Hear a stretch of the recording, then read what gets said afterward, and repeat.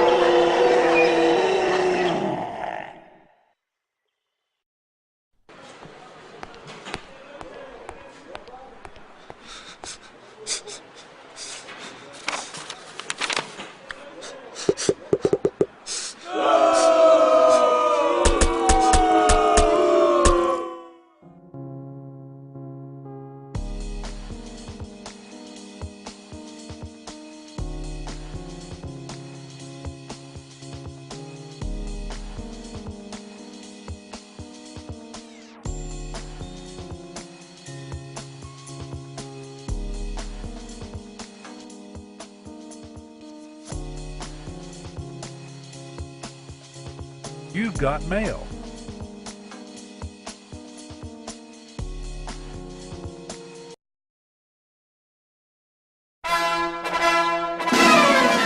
Stressed at work?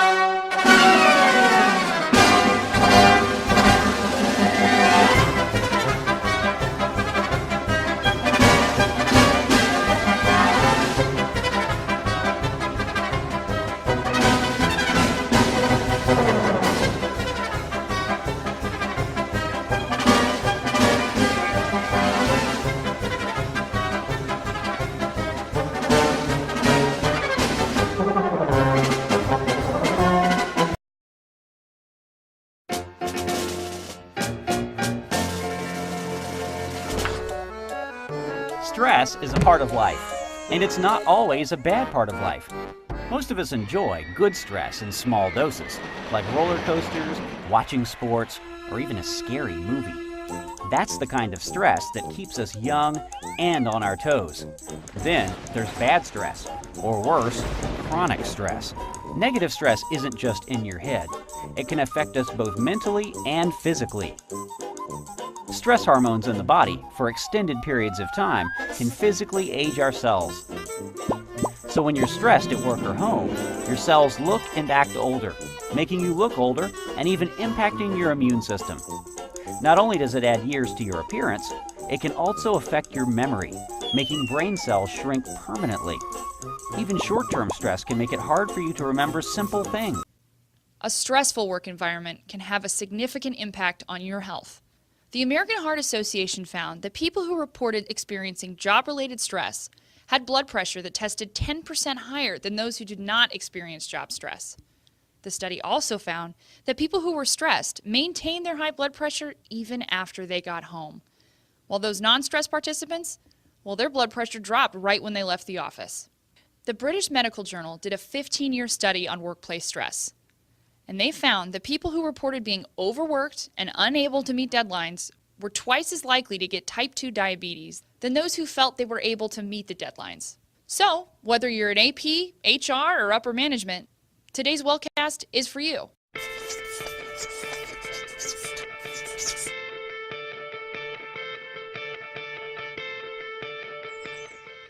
Watch this. One little piece of paper can have a remarkable effect. Stress is stressful. But if you understand a bit about what it is, you'll be better able to deal with it. First, though, take a few deep breaths. In fact, do that anytime you feel stressed. It helps. Stress is a survival mechanism. When danger appears, it can get you out of trouble quickly. Your body crashes up the gears and throws all its resources into getting you moving. Your heart pumps furiously to increase blood pressure, glucose is sent to the muscles as a fuel injection, and you become totally focused on what psychologists call fight or flight. Thing is, this emergency state is only meant to last just long enough to get you out of danger.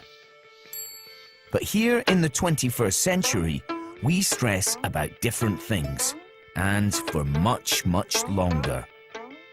Your brain and body stay on red alert, and you'll be less able to think clearly, learn, or remember things.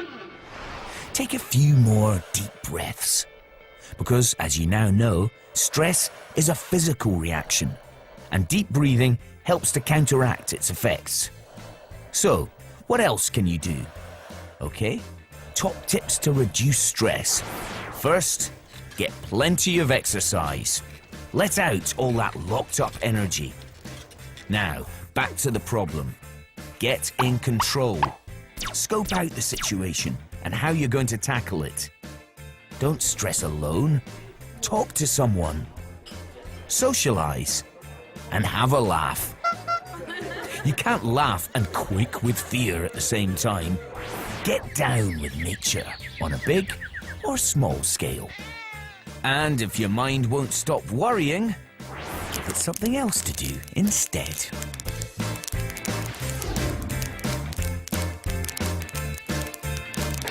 Step 1, control your breathing. When something pisses you off, instead of screaming or laying on the horn, take deep breaths. Spend 2 to 3 minutes breathing deeply, in through your nose, and out through your mouth. Imagine inhaling calm blue air and exhaling that red toxic air. Step 2, relax your muscles. Unclench your fists. Make a conscious effort to loosen those shoulders and slump a little. Great posture is awesome, but for now, let those muscles unwind. I promise it'll help. Step 3, get it out. Once you're relaxed and breathing deeply, grab your Wellcast journal. If it's a road rage thing, obviously please pull over. But when you get a chance, write down exactly what made you angry. Step 4, seeking context. It's important to put your anger into context by thinking rationally instead of emotionally. Think about it. Are you going to be angry tomorrow? Probably. What about a week from now? Maybe. A month? Probably not. A year? I don't think you'll remember, but by examining your anger this way, you can displace yourself from it, and you'll be able to process your anger without letting it take over your life. We're going to meditate. All right, I know, it might seem a little quirky. I mean, what is it? Is it praying? Is it napping? Do you have to shave your head and wear robes and sit still until your butt falls asleep? Meditation can be a lot of things. The word comes from the Latin term meditare, which means, vaguely enough, to contemplate. But no matter how you go about meditating, the goal is the same. Focus. The good news is anyone can meditate, and there are proven scientific benefits to meditating. One study at the University of Massachusetts concluded that people who performed a simple meditation exercise every day were 33% more likely to state that they were in a better mood after 10 weeks. They were also 29% less likely to state that they were bothered by physical pain. Better yet, the National Institute of Health found that daily meditation helps improve blood flow to the brain. It also helps blood pressure decrease within the first 10 to 15 minutes of practice. What's so great about that? Well, decreased blood pressure means you're less likely to have cardiac events, kidney failure, and aneurysms. Plus, low blood pressure helps increase cognitive function. With all these benefits, let's give it a shot. Meditation comes in many forms, which means anyone can do it. There are breathing exercises, visualization. Really only 3 possible reactions to a bad situation: removing yourself from the situation, changing the situation, or accepting the situation. Open your Wellcast journal to a blank page and make 3 columns. Label them at the top: remove, change, and accept. Now, think of the 5 most stressful situations at your current workplace. These might include your salary, your boss, your coworkers, or your output. Start by placing these stressors into each category. Start with a larger one, like your salary. You do have the decision to A, remove yourself from your current workplace and find a better job, B, change your situation by asking for a raise, or C, accept the situation that you're in. Once you've divided these stressors, write out 5 short action plans for each situation. For example, if you've chosen to change an unpleasant situation with your coworker, map out exactly how you're going to do that. Move your desk, or if it's really bad, maybe you could talk to your supervisor. Remember, acceptance isn't necessarily avoidance. Sometimes dealing with stress is as simple as learning how to put your frustrations into perspective. Congratulations! You've just identified your top 5 stressors, and better yet, you know what you're going to do to make a difference.